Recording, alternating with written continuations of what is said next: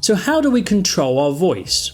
Well, first of all, what happens is when we get nervous, we tend to get tense, especially we stop taking deep breaths, which means that when we speak more from our chest up here rather than down from our diaphragm.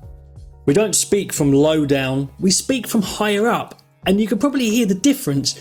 My voice, if I speak from up here and speak rapidly with short breaths, loses a bit of its power. It's no longer got the bass and the boom to it. Whereas if I take a bit more time and try to speak from down low in my belly rather than up here in my chest, you can hear that I have a bit more bass. Another tip that will help you when it comes to your voice is to clearly enunciate your words. When we get nervous, we speak faster. When we speak faster, we tend to trip over what we're saying and it can become a bit of a disaster. So instead of doing that, we want to focus on clearly stating what we're saying.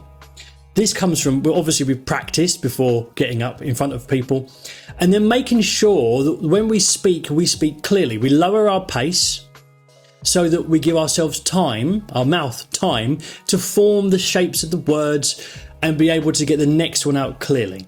When we know that we're going to get nervous, we control our voice by being more aware of our voice. Another thing we can do is to make sure when we get on the stage, we don't start speaking immediately when we get there.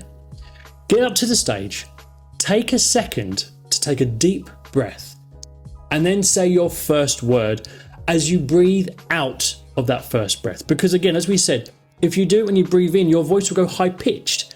Whereas if you do it when you breathe out, then you will sound more in control.